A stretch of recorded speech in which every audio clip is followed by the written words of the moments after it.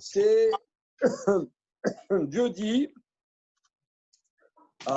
Moshe dit, ouais, qu'est-ce que tu m'en vas voir, Pharaon? Je ne sais pas parler. Loïch devar Emanochi, je ne suis pas un homme de parole. Vani Arel Sefataim, je suis incirconcis des lèvres.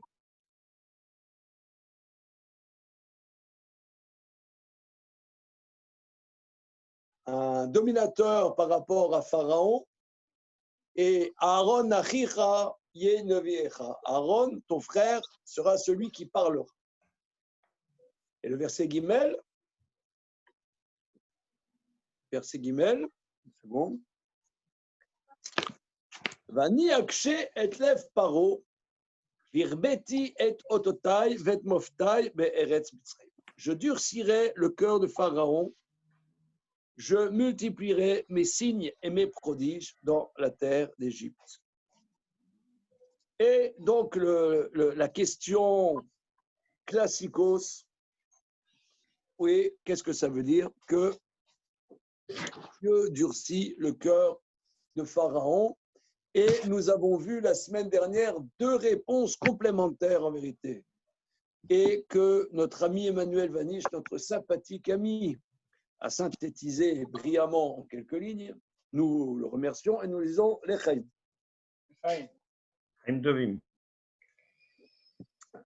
Que quoi?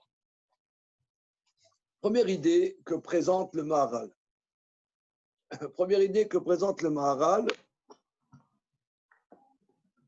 C'est qu'en vérité, Pharaon a fait en sorte que le nom de Dieu soit absent de l'Égypte. Donc, il faut que Pharaon répare. Il faut que Pharaon répare son forfait.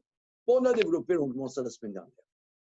Et que ça veut dire, si moi, je tords le bras de mon ami par derrière, je lui fais une clé, et que je fais comme la police qui tabasse nos frères bronzés.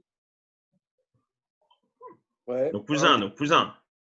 Donc, par un délit de faciès. Oui. Et qu'il dit arrêtez, je n'arrive pas à respirer. Arrêtez, je n'arrive pas à respirer. Et il continue. Arrête. Je reconnais tout, je suis d'accord. Aïe, je suis d'accord sur tout. Ça, c'est pas ce que voulait Hachem. Ce que voulait Hachem, c'est que de manière libre, consciente et non forcée, ils reconnaissent Akadosh Baruch. Voilà. Et deuxième élément, tu peux remarquer d'ailleurs qu'il ne le force, il durcit son cœur qu'à la 6e plaie, que au départ, ça toquait? Oui. Au départ, c'est Pharaon lui-même. Il y a notre ami Serrero qui arrive. Standing ovation. Salut. Mazel Tov. Ça va? Ça va bien? J'ai mis le masque. Hein. Ah oui, J'ai d'accord. un peu tendance à travailler avec des gens parfois contaminés.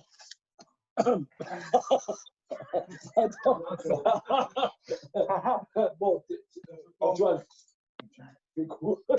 Bon, mais j'ai quelque chose à fêter.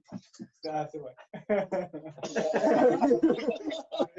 Attends, le mec, il connaissait pas le truc. Je prépare un poisson alors. Il connaissait pas l'ambiance. Bon, les amis, attends, surtout qu'ils m'ont énervé, même les piliers de bistrot, ils ne sont pas venus ce soir. Alors, regardez ce que notre ami Serrero amène. Oh là là là là. On aurait dû venir. Regarde, j'ai vu hier une photo des rabbinim de Fès. Il y avait un grand Rav Serrero. Rabbi Chaim, il y a eu beaucoup de rabbins. C'est de ta famille? Ah, oui. Oui, pas directement ascendant, mais un oncle. Ah, d'accord. Okay. Oui, c'est lié. Et Il y avait une eu photo d'autres de avant Rav lui. Yedidia Monsonego, de Rav Sterero. J'ai vu hier, je ne sais pas qu'est-ce que je cherchais, je suis dessus. Ah, t'as même un.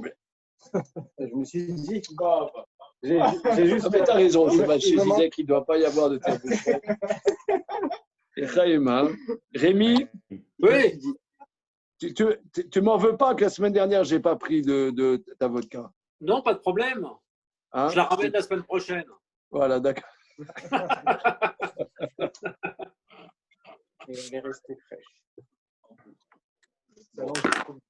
Alors, je continue néanmoins en attendant que notre ami débouche. Alors, ok. Et le Maharal dit, nous pouvons remarquer, d'ailleurs, que les 5 premières plaies, c'est Pharaon lui-même qui a durci son cœur. C'est seulement à la 6e plaie que Dieu a durci son cœur. Explication. Parce que les plaies partent des niveaux le plus bas, c'est-à-dire de la réalité terrestre, jusqu'au niveau le plus haut de la réalité céleste. Et les 5 premières plaies, les vers étaient déjà là, les 5 premières plaies vont progressivement de l'eau, de la terre, au-dessus de la terre, c'est-à-dire l'eau, oui, c'est le sang, la terre, ensuite il y a le dam séphardéen, les grenouilles, kinim, il y a la terre qui se transforme en vermine. Donc ça va petit à petit de plus en plus haut. Et tant que c'était dans la réalité inférieure, Pharaon, ça ne le remettait pas en question. Ça ne le remettait pas en question parce que, explique le Maharal, l'homme est dans les réalités inférieures, mais néanmoins, il y a la conjonction chez l'humain des réalités inférieures, des tartonymes et des hélionymes. Par sa neshama, il y a une dimension céleste dans l'humain. Donc, tant qu'il est submergé par les dimensions terrestres, dès qu'il est submergé par les dimensions terrestres, il gère quelque part, parce qu'il est au-dessus de ça. Et quand les réalités supérieures ont commencé à s'abattre sur lui et sur son pays, alors là, il a craqué. Or, Dieu ne voulait pas qu'il craque. Dieu voulait que c'est par son discernement qu'il reconnaisse la royauté libre d'Akadosh Baruch Hu. Donc, à partir de la 6e, s'il n'avait pas durci son cœur, tout de suite, il aurait dit stop. Donc, c'est en vérité, ici, il y a un coup de théâtre maralien, si on peut s'exprimer ainsi, ou, au contraire, il a durci son cœur pour qu'il soit libre. Ah, ça, c'est un coup de théâtre, n'est-ce pas? C'est un coup de théâtre pour qu'il soit libre. Thèse reprise abondamment par Rav Dessler, par exemple, parmi les contemporains. Alors, ici, je crois que c'est Antoine. Tu as dit un point important parce que on a essayé de donner un écho de ce que nous étudions par rapport à ce que nous vivons, par rapport aux plaies, aux macotes que nous vivons aujourd'hui.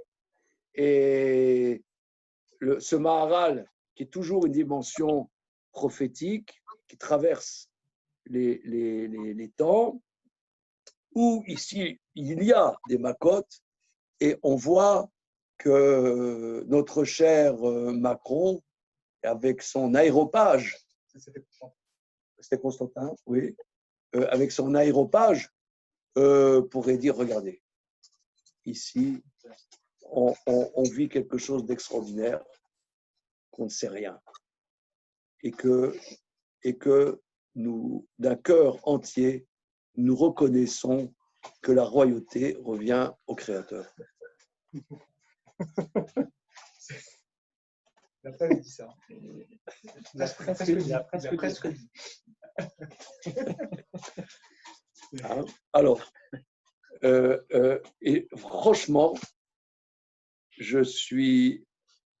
Ça me travaille. Comment ça se fait qu'il ne dit pas ça? Non, non, je suis sérieux. Je suis franchement sérieux. C'est peut-être la première clé, ça. Comment? C'est peut-être la première clé, ça. Il lui en faut 5. Non, moi je pense que ce n'est pas la première plaie. Je pense que le dérèglement climatique était des premières plaies. Il y a déjà eu des plaies. Mais on n'a pas voulu admettre que c'est des plaies. Mais ce sont des plaies. Alors, ils disent qu'il faut faire des voies des pistes cyclables. Ils disent qu'il faut faire des pistes cyclables et ça vrai, va. donc, résultat de tout ça, on a fait le chouva, on a élu un Hidalgo. Ça a dû te faire plaisir d'ailleurs. Voilà. Alors, les Chaim Jonathan, donc c'était la mort de son fils. Pas seulement ça, c'est plus que ça. D'abord, chaque enfant, c'est le courage de porter un enfant. Hein, c'est rien qu'en tant que tel. En plus de ça, madame a été, pendant la grossesse, a été sous coma du fait du coronavirus. Donc, Et elle va bien. voilà. Donc, c'est en plus de ça, en tant que tel, à la vaniche, là, qu'est-ce que tu bois De la vitelle. Comment? De la vitelle. De la vitelle. Bon, les Chaim Tovim. Bon, Chato, Adeno, Yelouenu Melech, Ulam Boré, Peri, Agofé. Amen. Amen. C'est pas désagréable à voir. Bien. Oui, le lait. Ok, tout ça pour dire, merci. Tout ça pour dire que, Constantin Haïs, qui ne peut pas être là ce soir, a dit la semaine dernière quelque chose de assez bouleversant, que justement, c'est ça qui est impressionnant dans ce que nous enseigne le Maharal, c'est qu'ils ont l'illusion encore de gérer. C'est tant qu'ils ont l'illusion de gérer. C'est ça en vérité ce que dit le Maharal. Tant que ça touche les réalités terrestres, ils sont dans leur domaine, on gère. Tant qu'on trouve une dimension, ils ont l'impression, en vérité, nous, je pense, là on est dans une période très bizarre. Voilà, toi tu viens, tu dis, tu es en contact avec des gens qui sont contaminés, machin, bidule. On ne sait pas, on se dit bonjour, on ne se dit pas bonjour, on se serre la main, on ne se serre pas la main, on met le masque, on ne met pas le masque, on ne vient pas au cours, on vient pas. Là, par exemple, normalement, le cours, ce n'est pas ici que ça se passe. On a un centre. Ça fait plus de 3 mois qu'on n'est pas dans le centre. Comment on vit ça? Comment on gère ça? Des endroits, c'est open bar, des endroits, c'est complètement fermé, on ne sait pas, on n'y comprend rien. Mais on gère. Mais on gère. Et il y a un boom des écolos. Quelle rigolade. Non, Oui. Pour moi, c'est une fumisterie. C'est pas pour toi, pour tout le monde. Je me pense écologie. Ça veut dire. Pour tout le monde. Je déteste le gaspillage. Mais ils ont réussi à faire fermer une centrale nucléaire. Il paraît que l'histoire de Fessenheim, j'ai des amis qui sont dans le métier, ils disent que c'est une fumisterie absolue. Tous les scientifiques qui disent mais c'est complètement débile. Ouais. C'est ce qui nous permet de faire de l'énergie sans produire de CO2 et on perd. C'est la démagogie. Ouais, Bon, tout ça pour dire que là, tout ça pour dire que ce qu'on vient de faire là, c'est simplement. Regarde, cette chaise est cassée, je te donne. Non. Ça va être comme dans la chaîne. Il faut trouver par terre.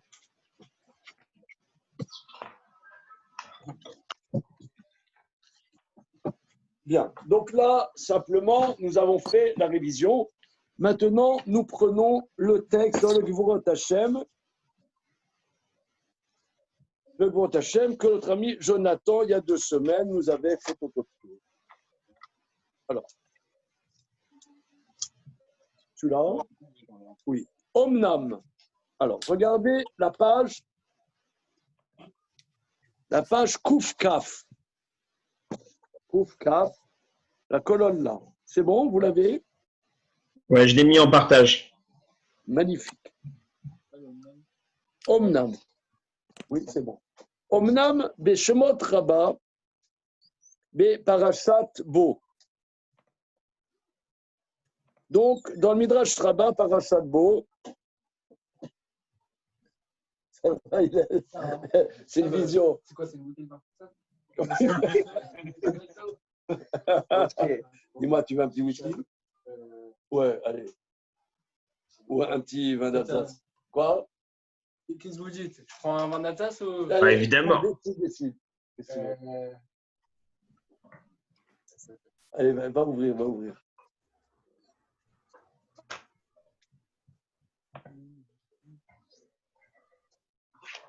Oh là là là là là.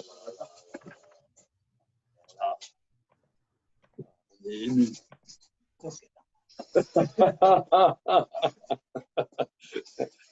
Attends, je vais te chercher un verre. Tu sais que monsieur a fait la bride de son fils hier. Merci beaucoup.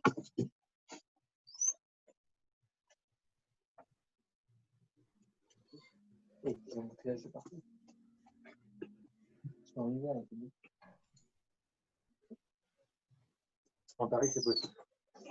Par exemple. Ouais. Merci. Bon, alors, Omnam, Beshemot Rabba, Parashat Bo, Kani Irbati Elibo, car j'ai alourdi son cœur. Amar Rabbi Yochanan, Mikan Pitron Pe Laminim. Lo Aita Mimeno, Sheyase Teshuva, Sheneemar, Kani Irbadati Elibo. Rabbi Yochanan dit, quand le verset dit « car j'ai alourdi son cœur », c'est un argument pour les hérétiques de dire Dieu l'a empêché de faire du repentir. Donc, ça veut dire Dieu enlève la liberté à l'homme, l'homme n'est pas libre, l'homme est manipulé par Dieu.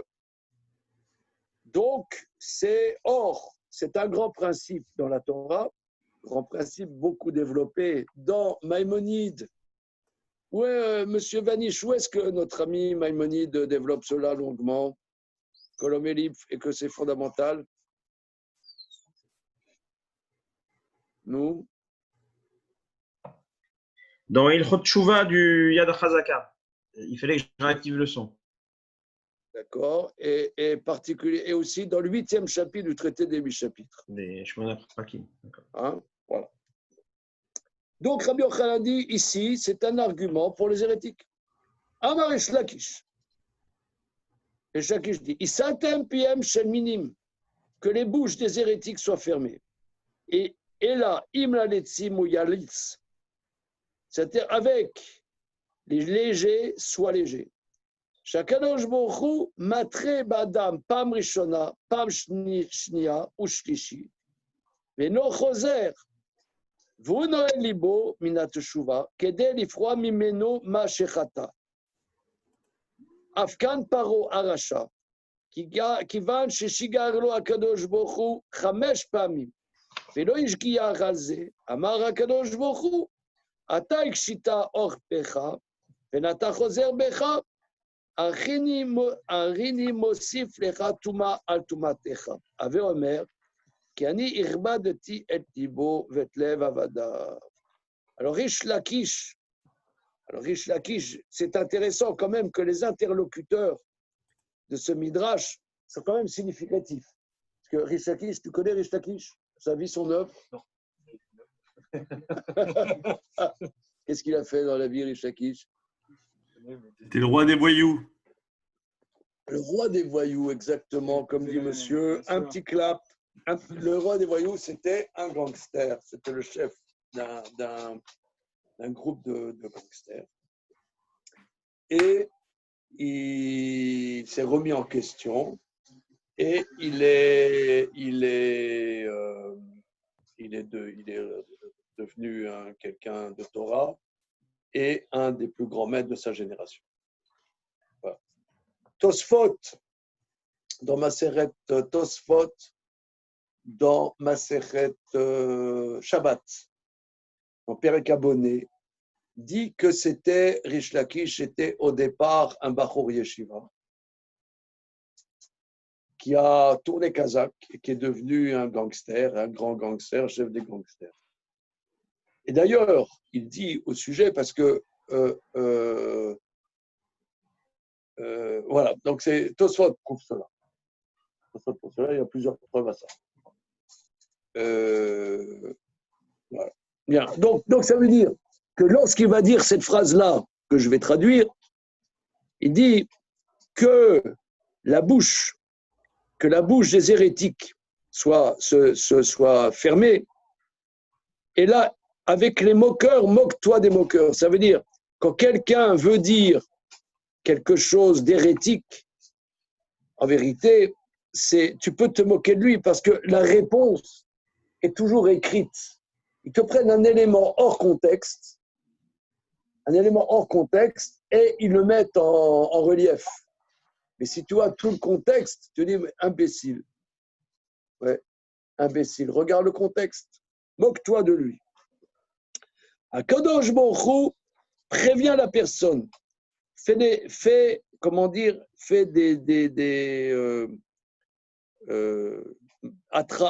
traduit Atra? Avertissement. Des avertissements, des sommations, très bien, une fois, deux fois, trois fois. S'il ne revient pas, alors Akadosh Baruch Hu lui ferme les possibilités de choix. La tchouva lui a été donnée une fois, deux fois, trois fois. Après, khlas, paf, on ferme. Voilà. Pourquoi il ferme? Pour encaisser sa faute. Ça veut dire qu'il avait la possibilité. La possibilité lui a donné moult fois. Il n'a pas saisi, cette faute doit être punie. Comment elle est punie? En lui enlevant la teshuva. De la même manière, Paro, l'impie, Dieu lui a envoyé 5 fois les possibilités de s'amender. Et l'osamibo, il n'a pas porté son cœur à cela. Akadosh Baruch Hu a dit, tu as durci ta nuque, tu ne reviens pas, je rajoute impureté sur ton impureté. C'est ça ce que dit le verset. J'ai alourdi le cœur de Pharaon et le cœur de ses serviteurs. Ça, c'est le Midrash. Alors maintenant, il va le Maharal de Prague. Alors, monsieur, cher monsieur, oui, venez pour la première fois, notre bisu. Nous étudions un passage du Maharal de Prague. Le Maharal de Prague, donc c'est un maître du XVIe siècle. Ça fait 450 ans. Et c'est un auteur très, très particulier, unique en son genre. Et donc, on étudie ligne après ligne. Ce n'est pas un cours. Je n'ai pas préparé. Je ne sais pas où on va. On découvre ensemble. Voilà. On découvre ensemble et petit à petit, par le travail en commun, on essaie de rentrer dans ce qu'il dit. Voilà. Alors, le Maharal dit, cette expression, je rajoute impureté son impureté. Midazot shakadosh baruch hu mosif tuma al tumato ou davar amok meot. Ce que ce midrash dit, que l'attitude de Dieu de rajouter l'impureté sur son impureté est quelque chose de très profond. Bon, nous, on lit ça, on ne voit pas qu'est-ce qu'il y a de très profond. Ouais, bon. Ouais, quand même, on ne comprend pas l'intérêt. Comment? Ok, Paro est tamé, il fait des avérotes. Pourquoi on va lui rajouter par-dessus? Ça ne suffit pas? Il n'est pas assez rachat, on ne comprend pas. Quoi l'intérêt de rajouter de la touma sur la touma? Oui, en plus de ça, oui. Ouais. C'est surtout que ça pourrit la vie aux Juifs qui étaient en Égypte. C'est-à-dire, il peut lui rajouter de la touma, mais sans qu'on prenne nous sur la tête le Shibud Mitzrayim. Très bien. Ces sentiments humanistes t'honorent. Hein? Non, mais c'est une question très importante. La question que tu poses est une question très, très importante. Je reprends la question de Chaim Hamzalag.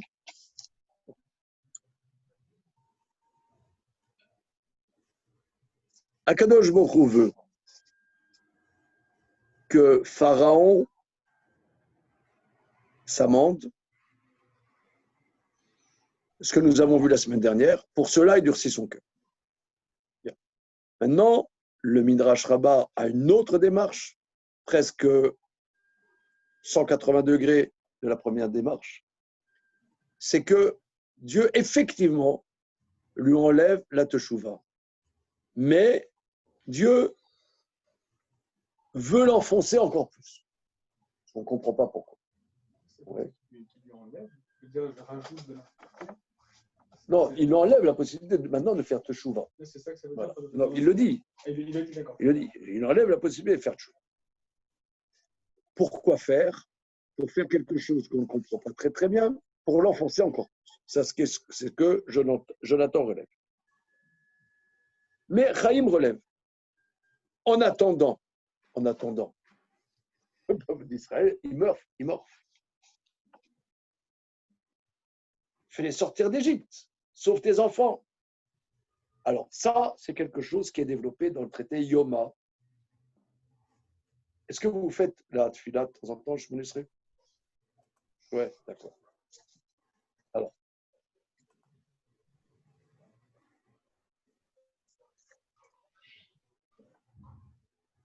La Gemara, Daf Einbet Amoudbet, je crois, c'est dans ma Sechet Yoma. La Gemara dit que quand on dit au début de la prière, à El, à Gadol, à Gibor, Vanoa, le Dieu grand, puissant et terrible. Gibor, qu'est-ce que c'est? La Gemara dit là-bas que Akadosh Baruch Hu donne la possibilité à chacun de faire son chemin, même aux impies. Et en attendant, même si ça coûte aux enfants d'Hachem, Dieu ne force pas le chemin des impies, ne précipite pas le chemin des impies, même si ça coûte à ses chéris, les enfants d'Israël. Ça s'appelle Gibor, qu'Hachem aimerait intervenir. Il se force, il se contient pour ne pas intervenir. Kovesh. On peut s'exprimer comme ça. C'est ce que la Gemara dit là-bas. C'est Gibor. Donc c'est une question importante. Ok, on va voir qu'est-ce que le Maral dit. Je ne veux pas m'engouffrer dans cette question parce que ce n'est pas le corps de ce que le Maral va développer. Mais disons, ta question est une question importante. On y va. Midazot, shakadosh baruch hu mosif tuma al tumatam ou davar amok meot. Ce que Dieu rajoute impureté sur impureté est quelque chose de très profond. Vézé. Qui a teshuva shayeched l'adam bishvil shemase achet ba min adam asher ou bal shinui ou temura. Le car en masa vechatayim shelo nirshavim masim gemurim.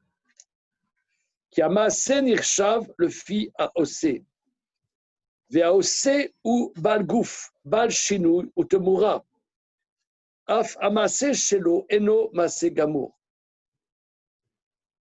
שמתחילה בה המעשה מן האדם אשר אפשר שישנה מעשה שלו מן רע לטוב.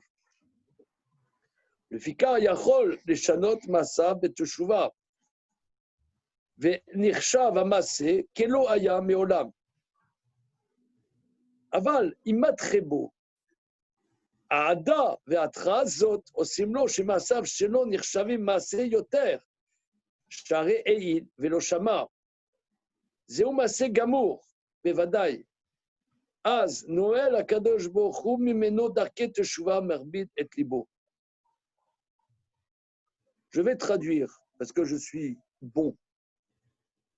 Mais, Emmanuel, je pense que tu as bien compris qu'est-ce qu'il dit de Maharal. Oui, c'est clair. Tu peux nous expliquer qu'est-ce qu'il dit? Alors, ce qu'il dit, c'est que, a priori, l'homme est sujet à changer. L'homme est un être dynamique, donc son acte aussi, il est sujet à changement. Et donc, ok, il a fait une faute, mais potentiellement, par la teshuva, cette faute peut être annulée. Et en revanche, une fois que l'homme a reçu la Hatrara, la sommation, ça donne à sa faute un caractère plus permanent. Ça, Parfait. c'est ce que j'ai compris. C'est parfait. Nous sommes dans un espace de perfection. Donc, je reprends. C'est parfait, c'est ce qu'il dit. Donc, je reprends ici. Donc, ici, le Maharal nous donne une analyse de qu'est-ce que c'est la Teshuvah. Prenons un exemple. Tu as un ado, un adolescent, il se cherche, comme on dit. Il se cherche. Pour se chercher, il va à droite, il va à gauche, il cherche, il va à droite. À un moment, il croyait que c'était la folie furieuse. On lui dit, bon, c'est nul. Il va chercher autre chose. Après, bon, il fait son expérience. Donc, ça veut dire les actes qu'il a faits, c'est lui qui les a faits, bien évidemment. Mais quelque part, il y a un côté aléatoire. Ce n'est pas pensé, voulu, assumé. D'ailleurs, c'est un ado. C'est un ado. Il n'a pas d'expérience. Il essaye. Donc, ce qu'il fait, c'est lui qui le fait. Mais ce n'est pas l'essence de lui. C'est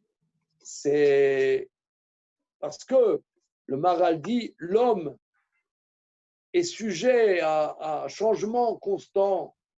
On est des êtres sujets à changement. Son ratio. Comment? C'est pas son ratio. C'est pas son ratio. Très bien. C'est pas sa pensée véritable. Il n'a pas le recul. Il croit que oui. Il dit qu'est-ce que tu fais? Évidemment, évidemment. Mais tu dis, je ne sais pas, moi, il s'entiche d'une fille. D'accord. S'entiche d'une fille. Un jeune de 19 ans, s'entiche d'une fille. J'ai dit, cette fille, c'est pas pour toi. Mais non, papa, tu n'as rien compris. C'est vraiment, je sais très bien. Ouais, c'est vraiment la fille qu'il me faut. Papa, tu n'as rien compris. Tu n'as rien compris. C'est tout à fait la fille qu'il me faut. Je te dis, avec un peu de recul, c'est pas du tout la fille qu'il me faut. Mais non, papa, je sais très bien, j'ai compris qu'est-ce qui se passe, je sais très bien ce que c'est la fille qu'il me faut. Il ne sait pas. Il ne sait pas. Il croit. Il ne sait pas. Alors, une fois qu'Hachem, Akadosh Baruch Hu, le Boré Olam, prévient, c'est pas pour toi. C'est pas ça qu'il faut que tu fasses. Une fois, 2 fois, 3 fois. Là, la volonté véritable se construit. Et quand Pharaon, finalement, au bout de 5 fois, ne veut pas écouter Dieu, c'est qu'au fond de lui, il ne veut pas écouter. Ce n'est pas aléatoire, c'est véritable. Voilà, c'est ce qu'il dit. Donc là, la Teshuvah n'a plus de place. Parce que la Teshuvah, c'est le côté aléatoire de nos actes. Comme dit le verset qui est rapporté dans la Gemara Yoma dans le sujet de la Teshuvah, Shuvu banim shovavim, revenez, enfants prodigues, les enfants qui vont à droite, à gauche, revenez. Banim shovav, shovav, c'est un enfant qui se disperse, tu vois, un enfant qu'on n'arrive pas à tenir, hyperactif, hyperactivi, comme on dit en hébreu. Hyperactif. Hyperactivi. Il se cherche, tu vois. Comme un enfant qui se cherche. Mais là, il ne se cherche pas. Comme tu as dit, c'est son ratson. Son ratson, il n'y a pas de chou. C'est la volonté véritable. Ce que je ne comprends pas là, c'est que dans ce cas, même si on ne lui endurcit pas le cœur, ça ne changera rien. Parce que c'est son ratson véritable. Il s'est plié. De toute façon, c'est le choix qu'il fera. C'est quoi cette histoire de lui endurcir le cœur? Regarde, on va essayer de continuer. Je ne sais pas répondre à ça. On y va. Regardez, 4e ligne avant la fin de la colonne de gauche. 4e, comment? Excuse-moi. C'est ça aussi le lien entre ces deux parcours. Il y a vraiment peut-être une volonté de permettre à Paro la Teshuvah. D'abord, il lui fait révéler que son ratson, il est dans le mauvais sens et il doit le dépasser. Il doit avoir un mouvement de changement qui va jusqu'au ratson.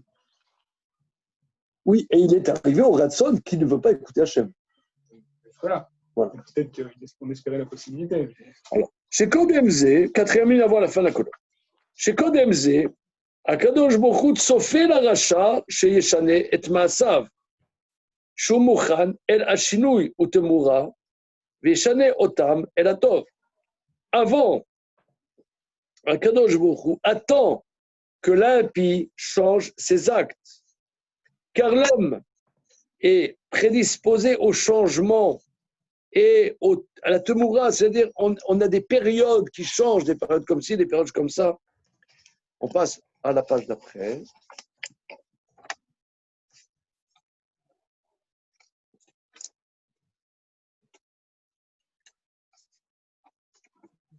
Là, voilà.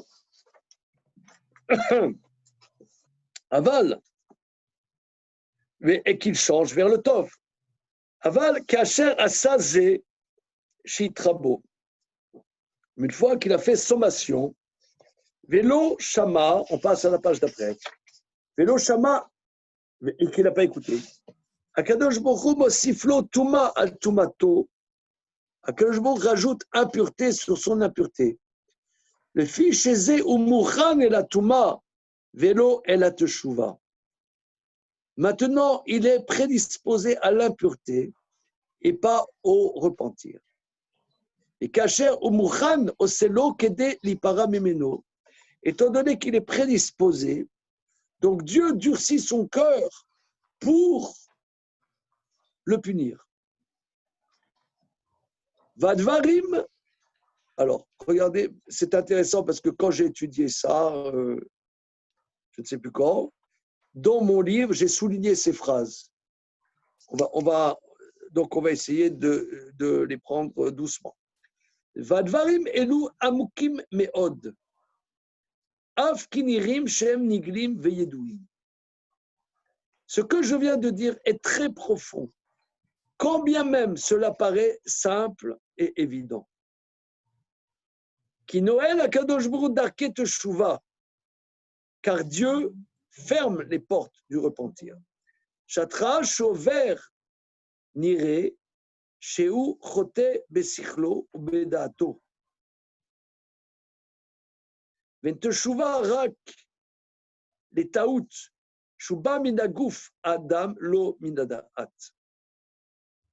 Donc ici, c'est une innovation, me semble-t-il. C'est quelque chose je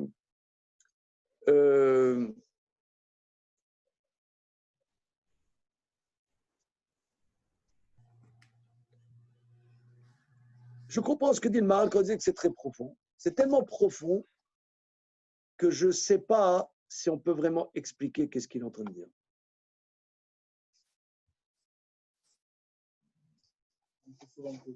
Comment? Mais, une petite seconde. Je reprends. Ces choses-là sont très profondes. Elles paraissent simples, évidentes. C'est quoi? Que Dieu ferme les chemins de la Teshuvah. Car la sommation de celui qui transgresse semble qu'il faute par son intellect et sa pensée. Or, ici, cette phrase est une phrase clé. La Teshuvah est seulement pour une erreur. L'erreur vient du corps, pas de la pensée. Alors, ça me fait penser à Yom Kippour. À Yom Kippour, vous savez qu'on offre des boucs. Hein? Il y a un bouc qui va dans le Saint des Saints, le sang vient dans le Saint des Saints, et un bouc qui est envoyé à l'Azazel.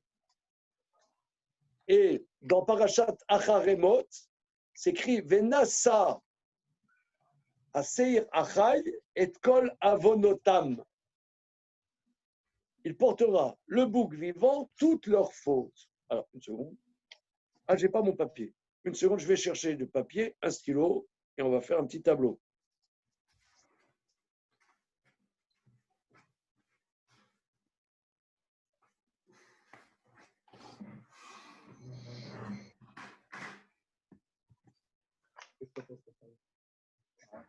comme si la base, C'est ça, voilà, c'est ça.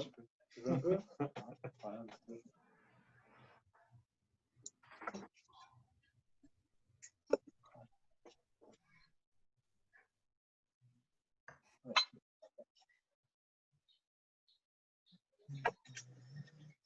Bah, on a pas eu. Chaim. Jonathan? J'ai compris dans ton regard, il se passe quelque chose. Je propose, je peux pas dire non. Je m'en souviendrai. Je propose.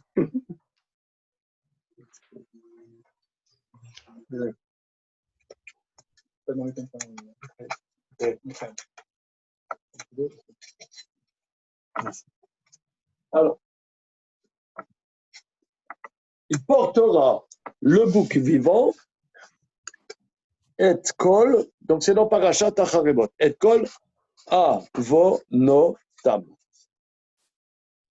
Toutes leurs fautes. Mon col. Et kol.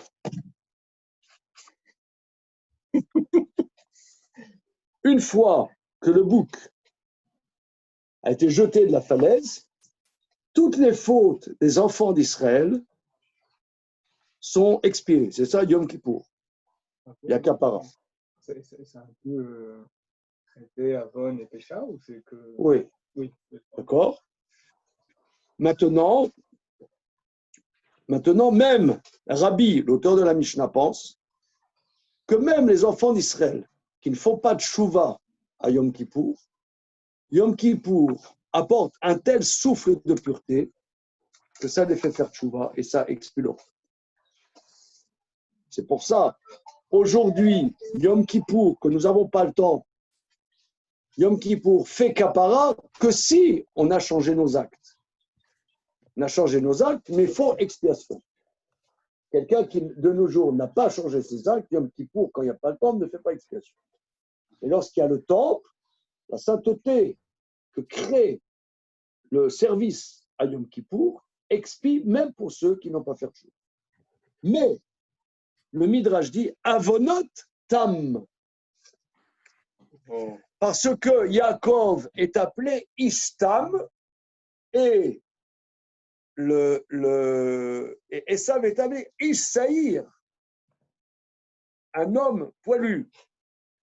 Alors, les Chachamim expliquent que Yaakov, il est Ishtam, et on dit qu'il est Chalak, il est lisse. Ça veut dire que les enfants d'Israël, quand ils fautent, ce qui arrive, j'ai rencontré des gens comme ça arrive. C'est bizarre, ça arrive. La faute est superficielle, elle n'est pas intérieure. Elle n'est pas incrustée dans la personne. C'est extérieur. En vérité, les enfants d'Israël, et ça, c'est quelque chose de très profond. Quand le Maharal dit c'est profond, c'est profond. Qu'un enfant d'Israël, même si il va faire les choses les plus invraisemblables, il se cherche. Oui, mais ça, c'est un débat, non? Allô? Il y a beaucoup de penseurs qui pensent qui n'est pas d'accord avec le Maharal de Prague. La paracha Korah, en disant je suis structurellement saint, c'est une opposition au schéma qui dit vous serez saint. Attends, doucement. Arnaud, je veux bien regarde, j'essaie de terminer ma tirade biblique, là. Je t'écoute. Non, ça veut dire que d'après beaucoup de nos maîtres, les enfants d'Israël, même s'ils font des choses invraisemblables, en vérité, ils se cherchent. La faute n'est pas intérieure, elle est superficielle. C'est ça, avonot tam, que le Yaakov qui est tam, ça veut dire il est chalak. La faute, il y a des fautes, mais elle glisse. C'est ça ce que dit le Maharal. Ça vient du corps, mais pas du profond. Pas du profond. Tandis que Esav, la faute, elle est consubstantielle. Et là, c'est ça la Touma. C'est ça la Touma, la faute consubstantielle. C'est ce que les Chachamim disent dans le traité Souka. Les Chachamim disent que les nations idolâtres n'ont pas d'Yetzer Hara. Alors, quand on dit ça, c'est des. C'est un coup dur. Comment? C'est un coup dur, j'entends. Les nations idolâtres n'ont pas d'Yetzer Hara. Ah, t'es perplexe. Ils n'ont pas d'Yetzer Hara. Non, les Chachamim disent qu'il n'y a que le peuple d'Israël qui a du Yetzer Hara. Et particulièrement les Talmidei des Chachamim. Les érudits en Torah, c'est eux qui ont le plus de Yetzer Hara. Évidemment, parce que c'est une bagarre. Une fois, je vais vous dire, moi j'ai découvert ça une fois. J'ai découvert ça une fois. Une fois, à l'époque, vous savez, il y avait des taxis. Aujourd'hui, ça n'existe plus. Aujourd'hui, il y a des Uber. Mais à une époque, il y avait des taxis. Et je devais aller assez loin de Paris, dans une grande banlieue. Donc, c'était une course assez longue. J'ai pris un taxi. Et le taxi, souvent, je ne sais pas, ça doit vous arriver aussi, de discuter avec le mec du taxi. Hein, bon. Le mec qui dit moi aussi, je vois que vous êtes rabbin, c'est très très bien, vraiment, je suis très honoré de conduire un rabbin. Je pense aussi, effectivement, que c'est très très important d'avoir des valeurs morales dans la vie. Quand quelqu'un me parle comme ça, je sais que ça va mal tourner. Je sais que ça va mal tourner. Je sais que ça va mal tourner. Ok, un moment, il fait le plein et il prend une glace, un cône, vous savez, une glace Gervais, un cône. Le mec. Il dit, bon, c'est vrai, les valeurs morales, c'est très important. Mais moi, vous savez, j'aime aussi le plaisir. Et pour moi, prendre une glace, un cône, c'est vraiment un plaisir. Je ne sais pas où il va, celui-là. Et il continue. Après, il me dit, vous savez, moi, les femmes, c'est comme les glaces. Il est parti. Les femmes, c'est comme les glaces. Bon, je prends une glace, je prends une glace. C'était très intéressant. C'était vraiment très intéressant. C'était très intéressant. Là, j'ai réalisé ce que les Chachamim disent. Pour lui, ce n'était pas un problème. Il n'y avait pas de problème. C'était, comme il a dit, pour moi, une femme, c'est comme une glace. C'était très profond. Je pense que c'est ça ce qu'il dit le Maharal. C'est très profond. C'est profond. C'est très profond. Un enfant d'Israël, je vous donne un exemple. Par exemple, l'exemple d'un juif, d'un mauvais juif. Par exemple, Serge Gainsbourg. C'était pas un chassid, c'était pas un rabbi. Hein. C'est plutôt un mec un peu mal barré, quoi. Mais de toutes ces paroles, tu sens qu'il recherche la sainteté. Il ne la trouve pas, mais il la recherche. Il la recherche. Il ne la trouve pas, il ne sait pas où elle est. Mais il cherche. Par exemple, il y a des chansons même presque dégoûtantes. Par exemple, il y a comment il appelle ça? Des relations sensuelles et sans suite. Vous connaissez la chanson? C'est sublime. Tu connais la chanson de Gainsbourg? Ça veut dire, il dit sensuel et sans suite. Et c'est exactement, tu vois, ça c'est le juif. Sensuel et sans suite. Ça veut dire, et le mec, comment dire, ça le désespère. Il ne sait pas comment sortir de ça. Comment sortir. J'aimerais avoir une vraie relation, mais je ne sais pas comment. Et il est désespéré, il souffre. Mais il attend quelque chose, il ne sait pas où le trouver. Mais en vérité, il a l'intuition qu'il y a autre chose que ça. Il n'a pas trouvé, mais il y a une attente de quelque chose, une attente de sainteté. Je pense, c'est pour ça d'ailleurs, que les goyim, ils en font un dieu, parce qu'ils ne comprennent pas d'où ça vient un univers. Et ça, pour eux, c'est une innovation, un type comme ça, qui est dans la dépravation et qui arrive à transcender cette dépravation en faisant un poème. Et pour eux, c'est Jésus-Christ. C'est un dieu. Ils ne comprennent pas. D'ailleurs, vous savez qu'il va y avoir, après la ligne 11, la ligne 11 va aller jusqu'à Romainville. Et la ligne d'après Mairie des Lilas, ça va s'appeler Serge Gainsbourg. La station Serge Gainsbourg. Ouais, je te promets. C'est normal. Non, tout ça pour dire qu'en vérité, ici, la Touma, ça veut dire que la tchouva n'a pas de sens chez Pharaon. C'est ça ce que je veux dire. On ne peut pas le dire. Il dit. C'est parce qu'il n'a pas dit ça. Comment? S'il n'a pas dit Sahara, du coup, est-ce qu'il y a. Il n'est pas dans le monde de la tchouva. La faute est pratiquement consubstantielle.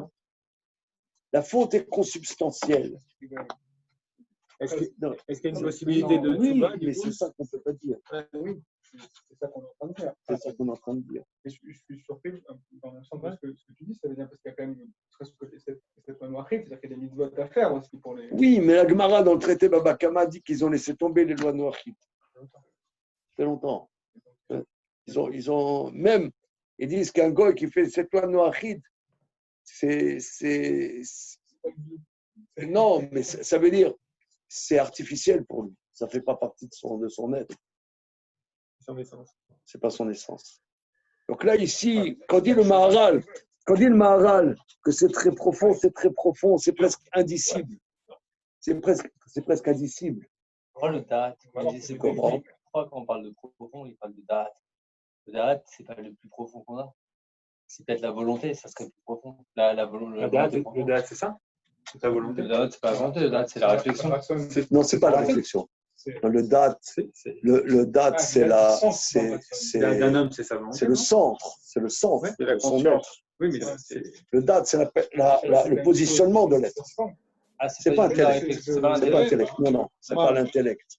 Le date, c'est pas l'intellect. Il y a un niveau où tant qu'on ne touche pas, c'est ce qui le véhicule. Ça veut dire que là, c'est pas son problème. C'est pas son problème. Faire tchouva, c'est pas son problème. Alors, Dieu va pas l'aider à faire tchouva. Je comprends tout ce qu'on a dit, mais théoriquement, j'arrive pas à s'y dire. C'est une contradiction.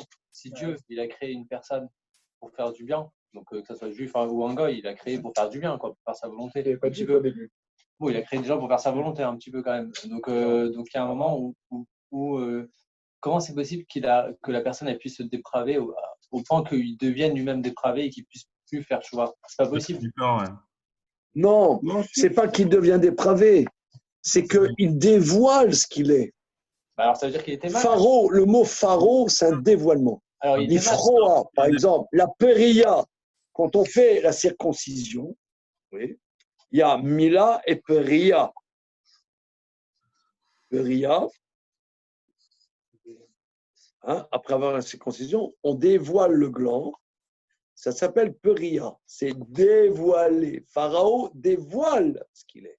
Donc il était mal. Comment? Donc Hachem, il a fait une créature pourrie. C'est d'abord. Non, il n'était pas d'emblée comme ça. C'est parce qu'il a refusé la trace qu'il est devenu comme ça. C'est pas parce qu'il peut devenir comme ça. Comment il peut devenir comme ça? C'est juste ma question. Comment il peut devenir comme ça? En refusant, malgré. Il faut dire qu'il n'est pas devenu. Malgré les avertissements, en persistant. C'est ce qu'il dit. Il a construit sa volonté. Il a construit sa volonté.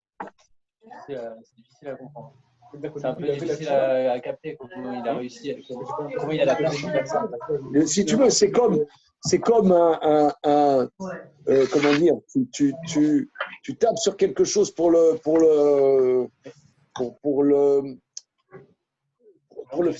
l'endurcir. Voilà, tu lui tapes dessus. Toi, tu lui tapes une fois, ouais, bon, ouais, mais à la fois, au départ, tu vois, je sais pas, tu as un gosse, il veut pas faire ses devoirs. Ouais, tu fais tes devoirs. Ouais, Il y a la parole. ouais. Et à la fin, La parole. tu ne vas pas le dire un petit truc comme ça. Tu le fais réagir. Comment? Je crois, même si on l'a rendu dur, on l'a tapé, on l'a rendu dur, c'est sûr qu'on peut le retourner. Tu le fais réagir. Tu le fais réagir. Alors, ça veut dire Tu le fais réagir. Ok, Tu le fais réagir une c'est qu'une fois, deux réaction. fois. C'est qu'une réaction. Alors, Non. alors. Et la preuve qu'il peut faire tu vois encore, c'est qu'on a endurci son cœur. C'est la preuve qu'il pourrait faire tu vois si on ne l'avait pas endurci. Ouais. S'il a besoin d'une action pour l'endurcir son cœur, ça veut dire qu'il pouvait faire tu vois. Il a fait ce cette parole. Non, attends, une seconde. Que les choses soient précises. Le Maharal dit que chacun, alors je reprends un peu ce que dit Jonathan Serrero, chacun agit, comme dit l'autre, on se cherche, on se machin. Des fois, on fait des mauvais choix, on est dans ces mauvais choix, ok. Bon. Alors, Dieu te provoque, te montre où les choses se passent, te donne une claque, donc tu réagisses. Alors, si tu continues ton chemin, les actes qui jusque-là étaient un petit peu aléatoires, le fait que tu t'accroches à cet acte montre que tu veux ta démarche. Ta démarche qui jusque-là était au petit bonheur, maintenant tu la veux. Maintenant que tu la veux, ce n'est plus au niveau du gouffre, c'est au niveau du da'at. Au niveau du da'at, il n'y a plus de tchouva. Alors là, maintenant, Dieu enlève la possibilité de faire teshuvah. Il enlève, parce que ce n'est plus adapté à cet être de faire teshuvah. Il est complètement dans son truc. Au départ, les choses étaient ouvertes. Mais à un moment, il s'est enlevé les portes de la teshuvah. Il n'est plus dans la teshuvah. Ouais, Il est dans la dimension, je reprends, c'est Michael, au niveau de la volonté. La volonté n'est plus au niveau du corps. C'est plus de l'aléatoire du corps. Il me semble, quand il dit que ça c'est profond parce que ça touche une dimension métaphysique de toute humanité. Bon, maintenant, vous allez dire comment ça se fait que les Chachamim disent que les nations n'ont pas de Serara, machin. Moi, j'ai voulu faire le rapport avec ça. Il me semble que ça aide à percevoir, surtout que on vit, on a l'expérience, on confronte. Dans une société ouverte comme la société parisienne, on a de l'expérience. On sert, on discute. Et 3 avertissements, ça y est, c'est fini. Allô? Avec 2-3 avertissements, ça y est, il a prouvé que c'était sa volonté profonde et il s'est changé, etc. Peut-être qu'il est juste dans son délire et qu'avec les données qu'il a actuellement, il voit qu'il a raison, c'est tout.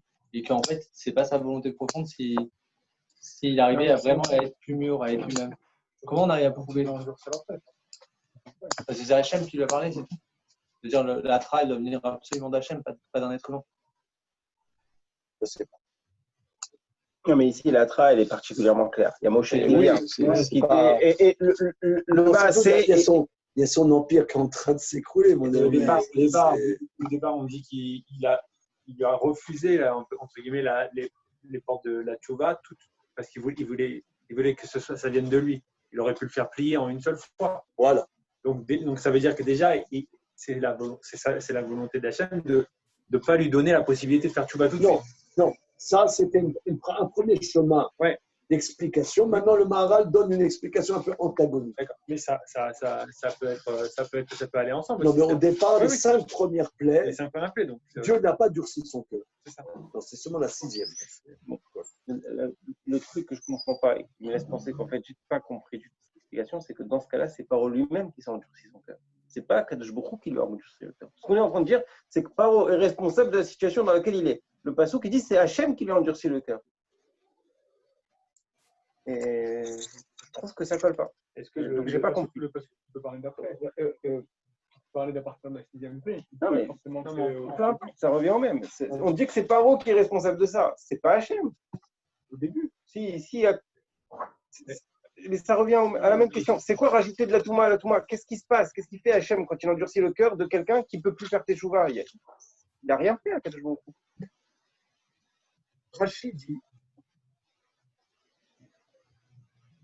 Rachid a une démarche sur ce sujet. Il dit pourquoi Dieu durcit le cœur de Pharaon? Il dit parce que les nations idolâtres, Enahem lève Shalem la chou. Ils n'ont pas un cœur entier pour faire de chouva. C'est pas leur problème. C'est pas leur problème. Le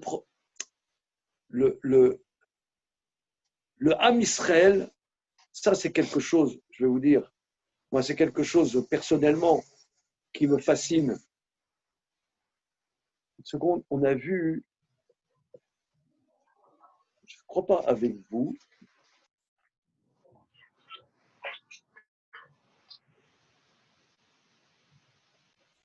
j'ai vu dans un autre groupe que quelque part les enfants d'Israël sont toujours proches d'Hachem. Sont toujours proches d'Hachem. Même lorsqu'ils font, ils sont proches d'Hachem. Et ça, c'est quelque chose qui est très, très particulier. C'est quelque chose de très particulier. C'est quelque chose qui a été beaucoup développé, évidemment, par Rav Narman Braslav. Mais c'est quelque chose de traditionnel. Que tu as un juif, vous savez, il y a la chanson Afilou, comment dire, comment c'est la Astara. Oui, Astara. ואפילו בהסתרה שבתוך ההסתרה.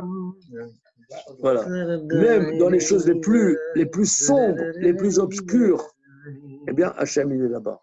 Ça, c'est quelque chose qui est très, très, très particulier.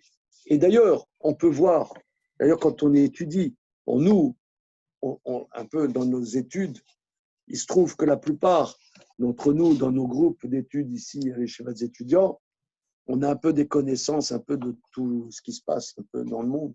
C'est un peu bizarre, bon, c'est comme ça. Je ne sais pas si c'est bien ou mal, mais bon, c'est comme ça. Mais on voit parfois que même, je vais donner Gainsbourg, mais même dans des juifs, par exemple, j'ai étudié là à 13h, de 13h à 14h dans le traité Kiddushin, on a étudié des choses sur la Shemitah. La Shemitah, c'est communiste, point, Nekuda. La Shemitah, c'est communiste. C'est communiste. Ça veut dire Marx, qui était complètement laïque, qui ne connaissait rien de judaïsme. En vérité, il avait une recherche de judaïsme. Vous savez, j'ai connu, il y a 18 ans, juste 18 ans, pile poil 18 ans, parce que mon premier petit-fils est né il y a 18 ans à Jérusalem, et j'étais allé pour sa naissance avec mon épouse, et il y a un grand écrivain qui était vivant à l'époque que je voulais rencontrer, Aaron Appelfeld. Il y a juste 18 ans, je voulais rencontrer Appelfeld. Et j'ai rencontré Aaron Appelfeld, il y a 18 ans juste. Je l'ai rencontré dans un bistrot à Jérusalem. Et il m'a dit, d'ailleurs il l'a écrit, hein, il m'a dit, mais bon, c'est les gens un peu âgés, ils se répètent un peu, donc c'est des choses qu'il a dit ailleurs, hein, mais il me l'a dit aussi de vive voix, que lui, il a connu les gens les plus proches de Kafka, Franz Kafka,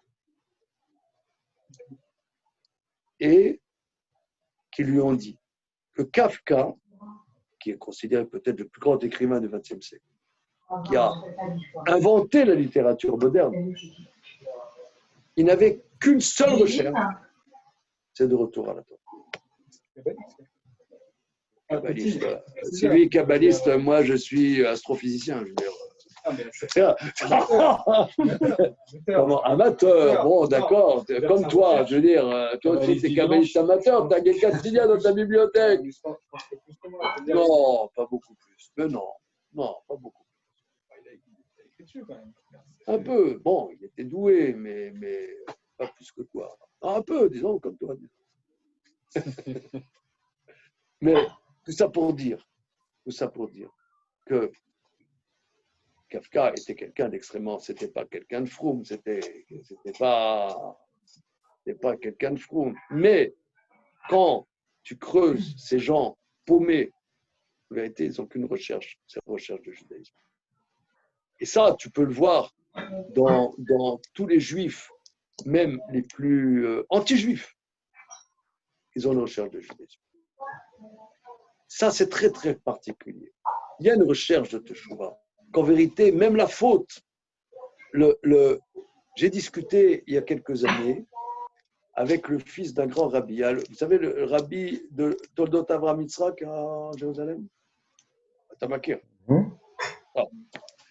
Alors, il y avait son fils qui venait il y a quelques années à Paris et on a discuté un peu que ici à Paris, il y a le judaïsme religieux, c'est surtout les séfarades. Bien qu'en vérité, il y a énormément d'Ashkenaz à Paris. Il y a énormément d'Ashkenaz. Énormément. Mais complètement à la masse. Voire, on leur parle de Torah, ils ne veulent pas entendre parler de Torah. Il m'a dit une très jolie chose, ce fils de rabbi de Toldot Avraham Yitzhak. Il m'a dit, parce que souvent dans l'âme ashkenaz, quand ils fautent, leur âme profonde a tellement honte qu'ils te disent je ne peux pas faire de choses. Ils ont tellement honte qu'ils préfèrent nier Dieu parce qu'ils ont trop honte. Ils ont trop honte. Tandis que, excusez-moi l'expression, il m'a dit, la plupart des Sephardim, pas tous, la plupart des Sephardim, même s'ils font les mêmes fautes, quand ils voient un Sefer Torah, ils se disent, je suis chez moi. Dans un Ashkenaz, il voit un Sefer Torah, il dit, mais moi, qui suis tellement loin, le Torah, c'est rien, c'est une poubelle. Non, qu'est-ce que c'est que cette poubelle? C'est à cause de cette poubelle qu'il y a des problèmes dans la vie. Voilà.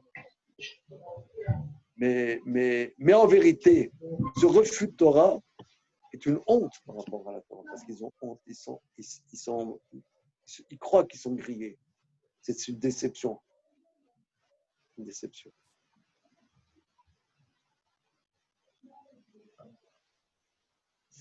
Donc, quand le Maharal dit que c'est profond, c'est profond. Oui, c'est profond. Cette problématique, elle est très profonde. Là, quand il dit c'est profond, c'est profond. Oui, c'est la honte, pas de la peur. Comment? C'est la peur ou de la honte? C'est la honte. Ah, c'est pas du tout la même chose. Comment? Qu'est-ce que tu dis? Non, je pense que ça vient du monde occidental. Cette honte de ne pas pouvoir revenir. La culpabilité de ne pas pouvoir revenir. Ouais. C'est pour ça que Elle est bonne, elle est bonne. Dans le monde Sfarad, c'est pas mal.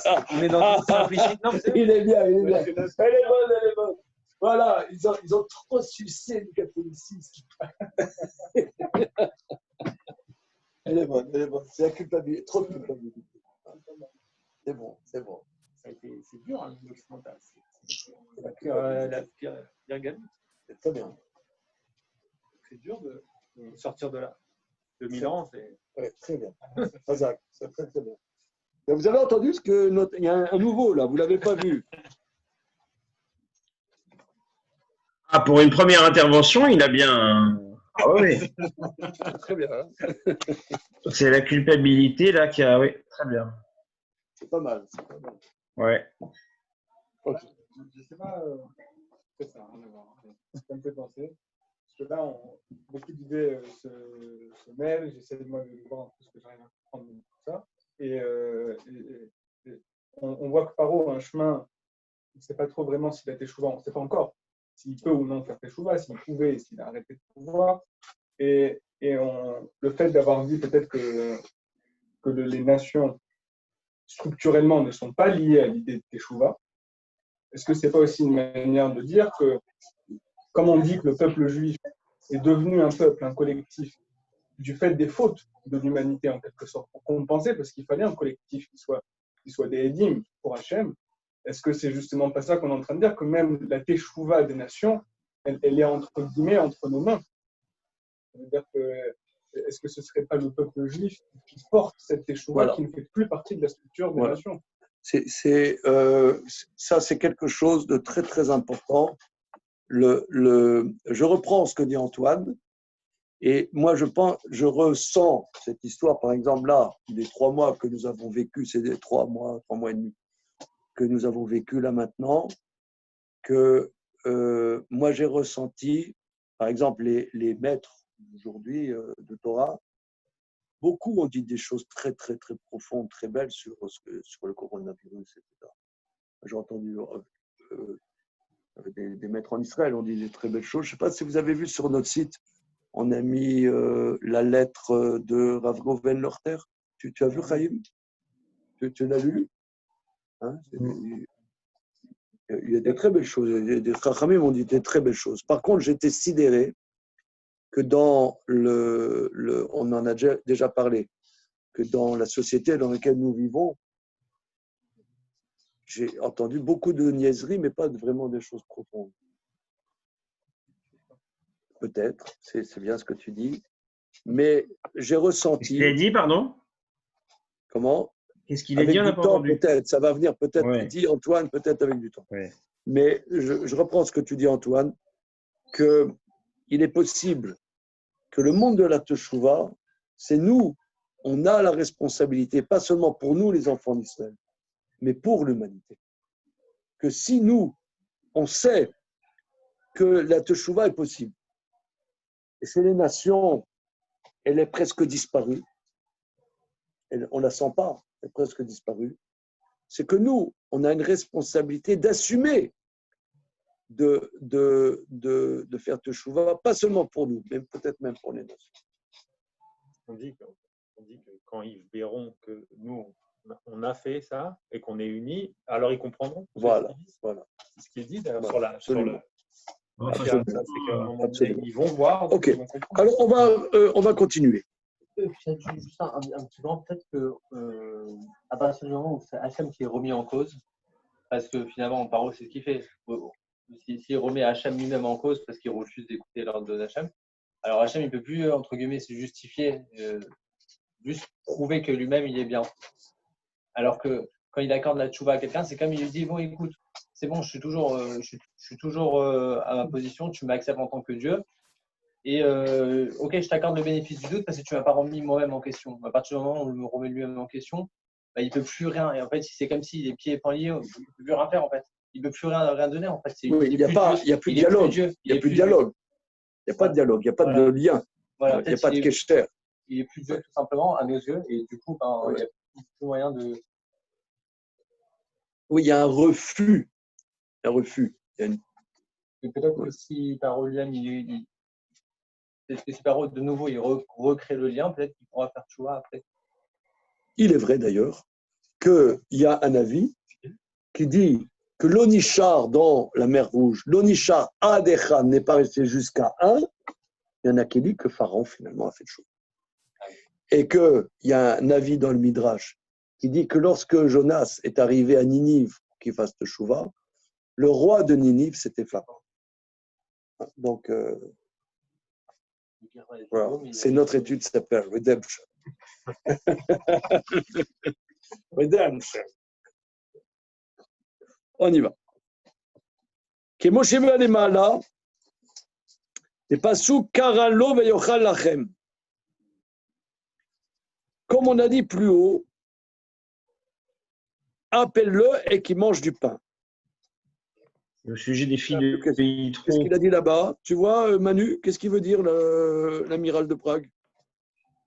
C'est au sujet des filles de Yitro, mais je ne me rappelle pas ce qu'on avait vu là-bas. Mais qu'est-ce qu'il a dit au sujet de la Teshuvah? Je n'ai pas compris.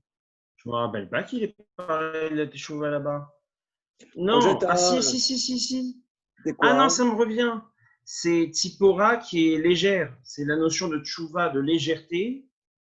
Et donc, Dieu expliquait que les guérim, lorsqu'ils ne peuvent pas renoncer à la bonne assiette du terroir, lorsqu'ils sont rattachés comme ça aux promères, ils ne peuvent pas finir leur guéroute.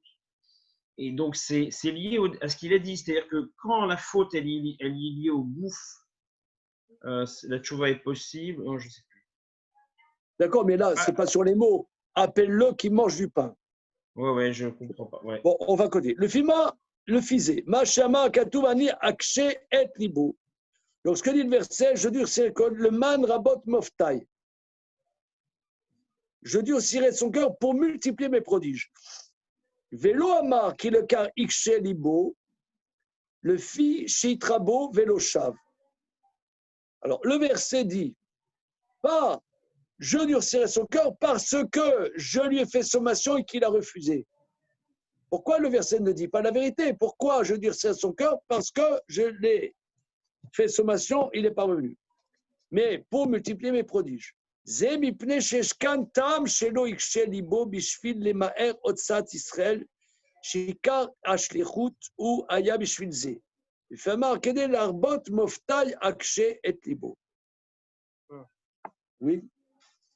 monsieur. Il répond Alors, un j'ai pas tout petit peu compris. à la question que je me posais tout à l'heure, qu'on se posait. Donc, c'est lui qui s'est endurci lui-même le cœur, c'est pas Kadosh Baruch Hu. Donc pourquoi le pasuk qui dit pas je lui ai endurci son cœur parce qu'il a fauté et pas pour multiplier mes prodiges. C'est parce qu'il y aurait eu une raison de ne pas lui endurcir le cœur. C'est pour raccourcir justement la souffrance des Israël. Et donc, si c'était seulement Paro qui était responsable de son endurcissement, la responsabilité de Paro par rapport aux souffrances d'Israël, tant pis, c'est pas grave, on durcit pas le cœur et on fait sortir les Israël. Mais il y a une autre raison, c'est de montrer les prodiges d'Hachem. Le dévoilement Et d'Hachem. ça justifie les souffrances. Et donc, c'est pour ça que le pasteur qui insiste sur cette raison-là, qui maintient l'endurcissement.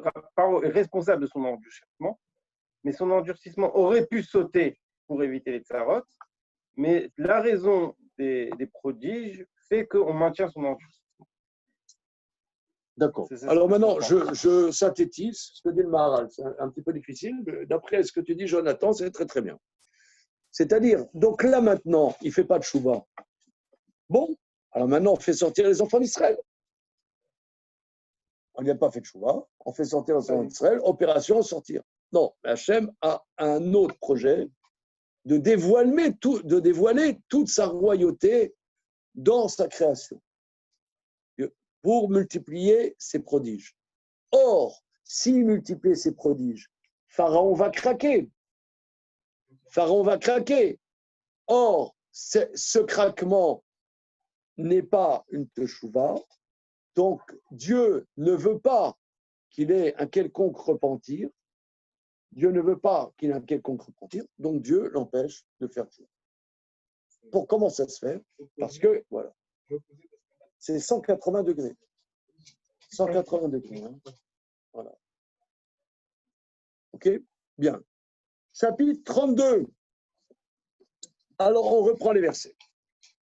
Alors, nous avons vu quelque chose de très, très important il y a X semaines. Oui, évidemment. Excuse-moi de ne pas y avoir pensé. Bon, messieurs, on termine. Chaim, un petit... Non. Comment tu retournes là-bas, Anne de Beaujeu? En métro. Bon. Voilà. T'es pas en moto.